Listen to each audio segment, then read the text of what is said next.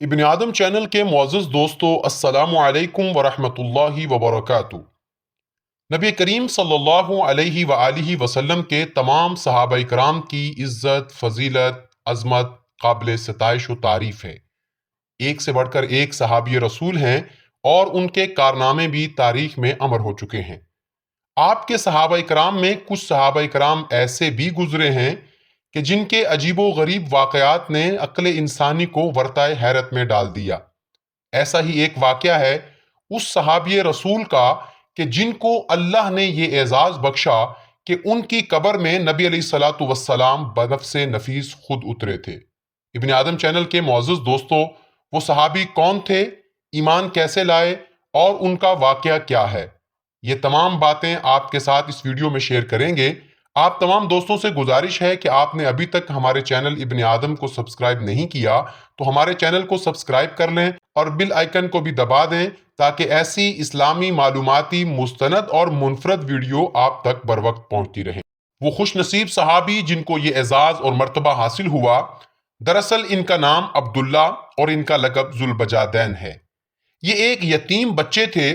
ان کے چچا نے ان کی پرورش کی۔ جب یہ جوان ہوئے تو چچا نے اونٹ، بکریاں، غلام دے کر ان کی غریبی کو امارت میں بدل دیا۔ عبداللہ نے جب اسلام کے متعلق کچھ سنا اور دل میں توحید کا شوق پیدا ہوا، لیکن چچا سے اس قدر ڈرتے تھے کہ اسلام کا اظہار نہ کر سکے۔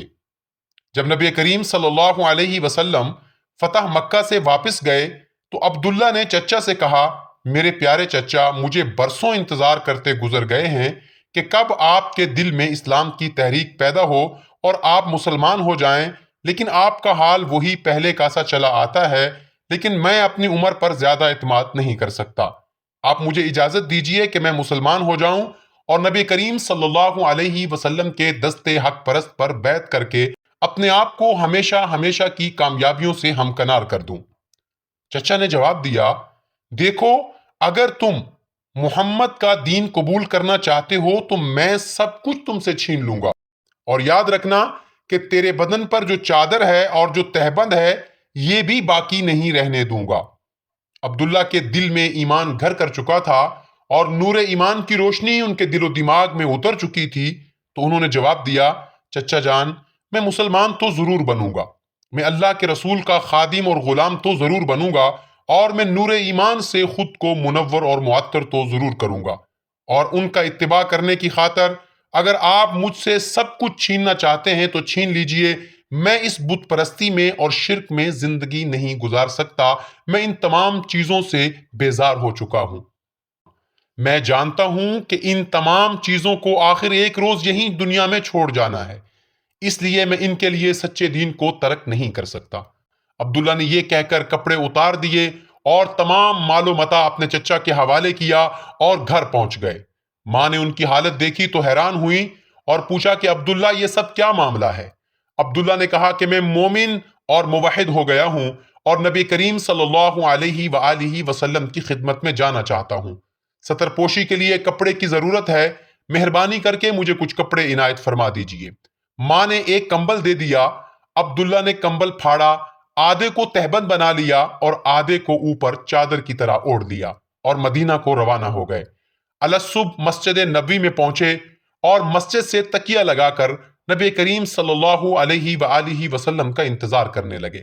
نبی علیہ الصلوۃ والسلام جب مسجد مبارک میں آئے، اسے دیکھ کر پوچھا کہ کون ہو؟ کہا، میرا نام عبدالعزیٰ ہے، فقیر و مسافر ہوں، عاشق جمال اور طالب ہدایت ہو کر در دولت پر آن پہنچا ہوں۔ نبی علیہ الصلوۃ والسلام نے فرمایا، نہیں، آج کے بعد تمہارا نام عبدالعزیٰ نہیں بلکہ تمہارا نام عبداللہ ہے۔ ذوالبجادین تمہارا لقب ہے، تم ہمارے قریب ہی ٹھہرو اور مسجد میں رہا کرو۔ عبداللہ اصحاب صفہ میں شامل ہو گئے۔ اصحاب صفہ سے مراد وہ اصحاب رسول تھے جو اپنا گھر بار چھوڑ کر مسجد میں ہی بسیرا کیے رہتے تھے، اور ان کے کھانے پینے کا تمام تر انتظام نبی علیہ الصلوۃ والسلام اور ان کے صحابہ کرتے تھے۔ نبی کریم صلی اللہ علیہ وسلم نے عبداللہ کو قرآن سکھانا شروع کیا۔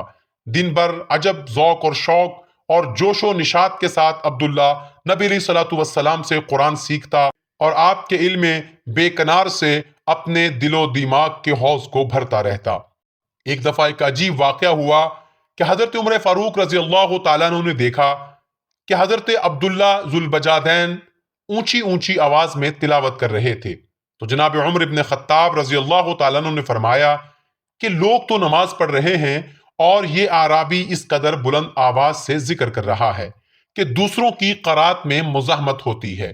نبی علیہ الصلوۃ والسلام نے یہ سنا تو فرمایا عمر اسے کچھ نہ کہو، یہ تو خدا اور رسول کے لیے سب کچھ چھوڑ چھاڑ کر آیا ہے. عبداللہ کے سامنے غزوہ تبوک کی تیاری ہونے لگی تو یہ بھی رسول اقدس صلی اللہ علیہ وسلم کی خدمت میں آئے. عرض کیا یا رسول اللہ دعا فرمائیے کہ میں بھی راہ خدا میں شہید ہو جاؤں. نبی علیہ الصلوۃ والسلام نے فرمایا جاؤ کسی درخت کا چھلکا اتار لاؤ. عبداللہ ایک درخت کا چھلکا یعنی چھال اتار کر لے آئے تو نبی علیہ الصلوۃ والسلام نے وہ چھلکا ان کے بازو پر باندھ دیا اور زبان مبارک سے فرمایا الہی میں کفار پر عبداللہ ذوالبجادین کے خون کو حرام کرتا ہوں. عبداللہ نے کہا یا رسول اللہ میں تو شہادت کا طالب ہوں. نبی علیہ السلام نے فرمایا جب اللہ کے راستے میں نکلو اور پھر بخار آئے اور مر جاؤ تب بھی تم شہید ہی ہوگے. تبوک پہنچ کر ایسا ہی ہوا کہ حضرت عبداللہ کو بخار چڑھا اور اسی بخار کی شدت سے انتقال کر گئے. بلال بن حارث مزنی رضی اللہ عنہ کا بیان ہے کہ میں نے عبداللہ رضی اللہ عنہ کے دفن کی کیفیت دیکھی ہے کہ رات کا وقت ہے، حضرت بلال حبشی کے ہاتھ میں چراغ ہے اور حضرت ابو بکر و عمر رضی اللہ تعالی عنہما ان کی لاش کو لحد میں رکھ رہے ہیں. میں نے دیکھا کہ نبی علیہ الصلوۃ والسلام بھی ان کی قبر میں اترے اور حضرت ابو بکر و عمر سے فرما رہے تھے اپنے بھائی کو میرے قریب کر دو. حضرت صلی اللہ علیہ وسلم نے قبر میں اینٹیں بھی اپنے ہاتھ سے رکھیں اور پھر دعا میں فرمایا اے اللہ میں ان سے راضی ہوں اور تو بھی ان سے راضی ہو جا. نبی علیہ الصلوۃ والسلام نے قبر میں اتر کر حضرت عبداللہ ذوالبجادین کے لیے جب دعا کے لیے ہاتھ اٹھائے اور اپنی زبان پیمبرانہ سے یہ الفاظ کہے تو جناب عبداللہ بن مسعود رضی اللہ تعالی عنہ فقیہ امت فرماتے ہیں کہ میرے دل سے یہ آواز نکلی کہ کاش آج اس قبر میں میں دفن ہو جاتا. دوستان عزیز امید کرتے ہیں کہ آپ کو عبداللہ ذوالبجادین کا ایمان قبول کرنا، نبی علیہ الصلوۃ والسلام سے ان کی محبت اور نبی علیہ الصلوۃ والسلام کا ان سے اس درجہ محبت کرنا یقیناً پسند آیا ہوگا. اس ویڈیو کو زیادہ سے زیادہ دوستوں کے ساتھ شیئر کریں. ایسی اسلامی معلوماتی مستند اور منفرد ویڈیو دیکھنے کے لیے ہمارے چینل ابن آدم کو سبسکرائب کر لیں.